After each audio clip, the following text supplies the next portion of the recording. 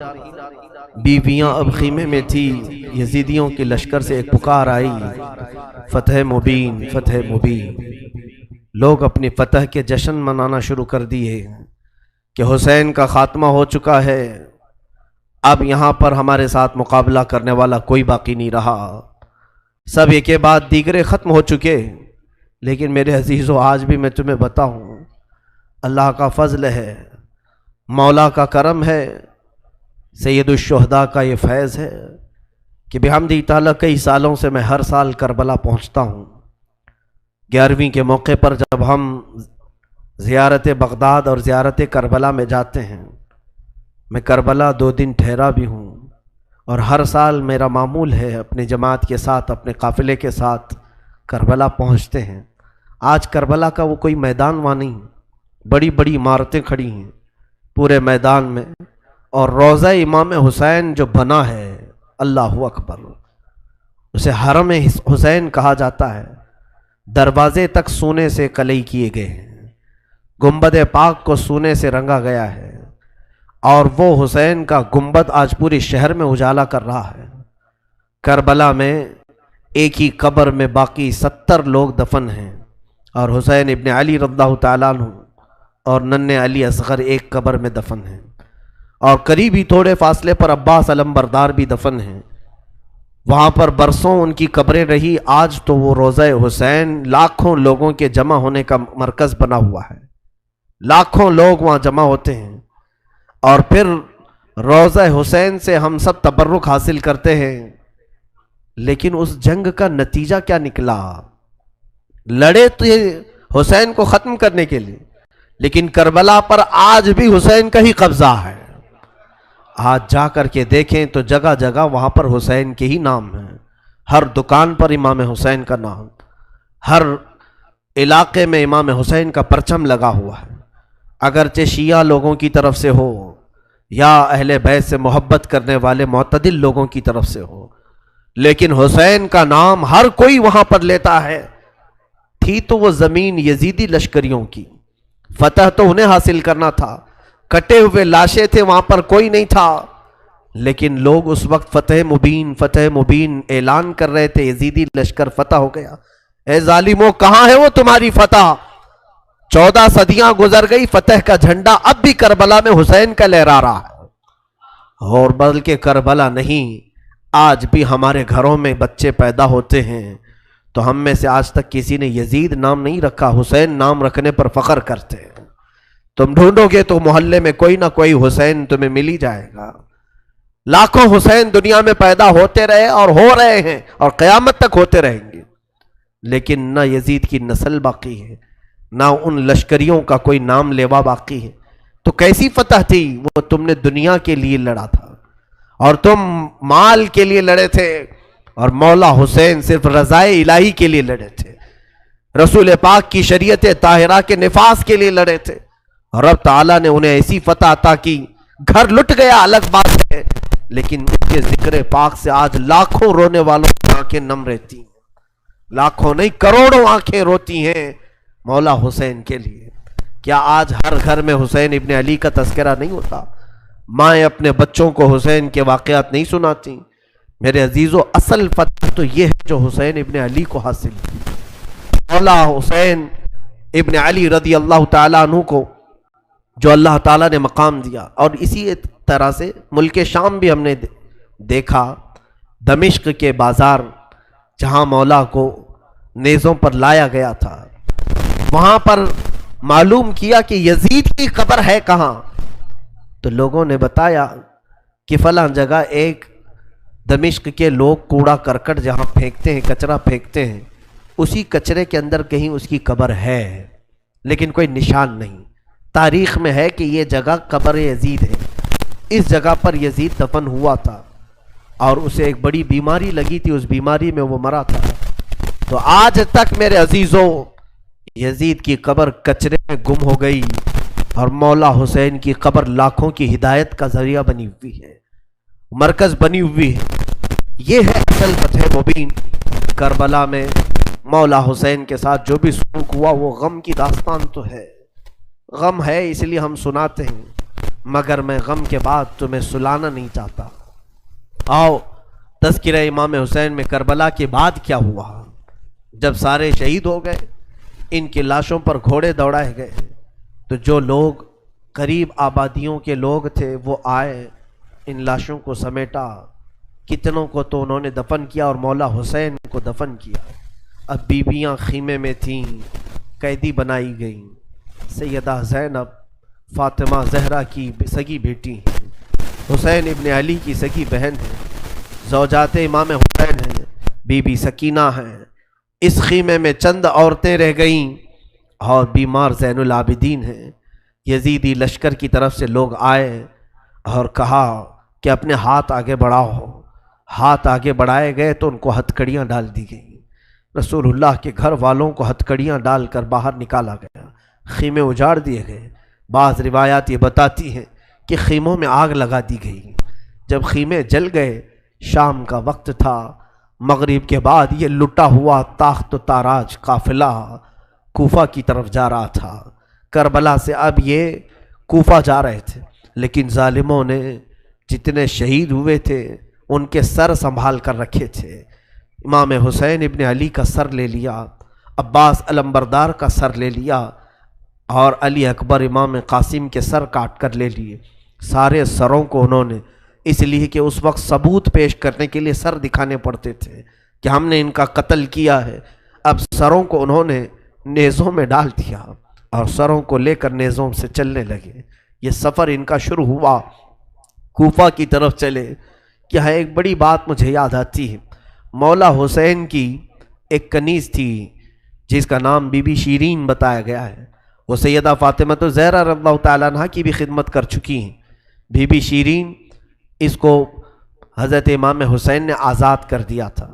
وہ کہتی تھی کہ میں آزاد نہیں ہونا چاہتی ہوں۔ کہا تھا کہ تو بڑھاپے کو پہنچ چکی ہے، تجھے ہم نے آزاد کر دیا۔ اور اس کے بعد مولا حسین نے جب یہ مدینہ طیبہ میں تھے، بی بی شیرین کو کہا تھا کہ تو آزاد ہے، جا، بہت سارا مال دیا تھا اور جمع کر کے کہا تھا کہ تو چلی جا، اپنی بقیہ زندگی آرام سے گزار۔ تو کہتی ہے ایک شرط ہے میری، میں اس شرط پر جاؤں گی۔ امام حسین ابن علی نے پوچھا کہ ہم نے تجھے کسی چیز سے روکا نہیں، منع نہیں کیا، کیا چیز تو چاہتی ہے؟ بی بی شیرین نے کہا تھا کہ مولا حسین، بس چاہتی ہوں کہ میں گھر بنا لوں، گھر میں رہوں، ایک بار آپ اپنے قدم رکھ دینا، ہم غریبوں کے گھر پر ایک بار آپ تشریف لے آئیں، میری وہ معراج ہو جائے گی۔ امام حسین نے کہا بس اتنی سی بات، ہم تو غریبوں کے گھر روز جانا پسند کرتے ہیں، ہم روز جانا پسند کریں، جا ٹھیک ہے تیرے گھر ہم آئیں گے۔ اور بی بی شیرین نے کہا نہیں مولا، میری ایک درخواست یہ ہے کہ آپ اپنے خاندان کے ساتھ آئیں گے، اپنے شہزادوں شہزادیوں عورتوں کے ساتھ آئیں گے۔ مولا حسین نے ساری عورتوں سے کہا دیکھو بی بی شیرین کہتی ہے اس کے گھر دعوت ہے، ہم سب آئیں گے۔ اور اس کو بطور مسکراتے ہوئے آپ نے فرمایا بی بی شیرین، ایسا نہ ہو کہ ہم آئیں اور تو پہچان ہی نہ سکے، ایسا نہ ہو کہ تو پہچان ہی نہ سکے۔ قدموں میں گر گئی، کہا کہ میں آپ کے گھر کی کھائی ہوئی، میں آپ کی پروردہ، کبھی آپ کو نہ پہچانوں، ایسا کیسے ہو سکتا ہے؟ وہ خاتون گئی، کوفہ کے قریب ایک چھوٹی سی بستی میں گھر بنایا، بڑا اچھا سا گھر بنایا، اور اس کی بستی والے بھی اس کی بڑی عزت کرتے تھے کہ یہ فاطمہ کے گھر کام کی ہوئی عورت ہے، حسین ابن علی کے گھر کام کی ہوئی عورت ہے۔ وہ ہر گھر میں جاتی تھی، بستی والوں سے کہتی تھی لوگوں دیکھنا میں نے گھر بنایا اور پیغام بھیج دیا ہے، فاطمہ کے لاڈلے شہزادہ رسول امام حسین نے مجھے وعدہ کیا ہے ایک بار وہ میرے گھر تشریف لائیں گے۔ بستی والے کہتے تھے کیا تیری قسمت ہے کہ تیرے گھر مولا حسین آنے کی بات کر چکے ہیں، رسول اللہ کا شہزادہ تیرے گھر آئے گا۔ سب اس کی گاؤں میں بڑی عزت تھی، لوگ کہتے تھے کہ اس کی بات پر حسین آنے والے ہیں۔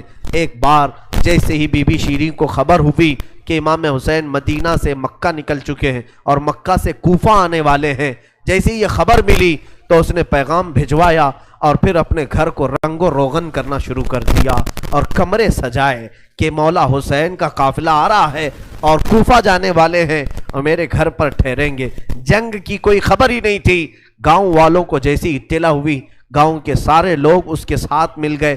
پورے گاؤں میں سارے لوگ گھروں کی تیاریاں کر رہے تھے اور سب لوگ روز انتظار کرتے. بی بی شیریں پہاڑ کے ایک چوٹی پر صبح سے شام تک بیٹھتی, ہر آنے جانے والے قافلے والے کو دیکھتی, جو مکہ سے کوفہ کے لیے آ رہا ہے جا رہا ہے دیکھتی, انتظار کرتی. اس میں امام حسین اپنے گھر والوں کے ساتھ آنے والے نہیں آئے.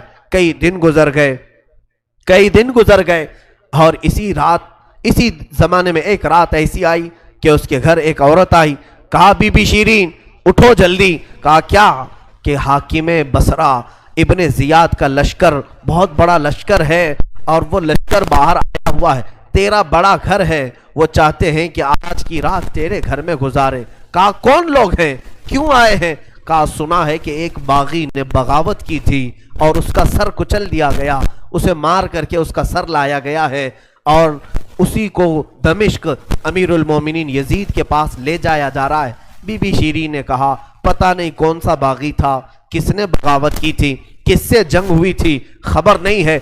بہرحال اگر حاکم کا قافلہ گھر کے دروازے پر کھڑا ہے تو میں دروازہ کھول دیتی ہوں. دروازہ اس نے کھولا. بہت سارے رات کا وقت ہے, شہزادوں کے سر نیزوں پر لٹکے ہوئے ہیں. حسین ابن علی کا چہرہ دھول میں اٹا ہوا تھا, زلفیں چہرے پر آئی ہوئی تھیں. بیبیاں سب باندی بنا کر لائی گئی تھیں اور سب جکڑی ہوئی تھیں, چہرے ان کے بالوں سے ڈھاکے ہوئے تھے. اس خاتون نے دیکھا اور کہا ہائے ہائے افسوس, قیدی آئے ہیں میرے گھر. مولا حسین کہتے تھے قیدیوں کے ساتھ اچھا سلوک کیا جائے, قیدیوں کے ساتھ اچھا سلوک کیا جائے.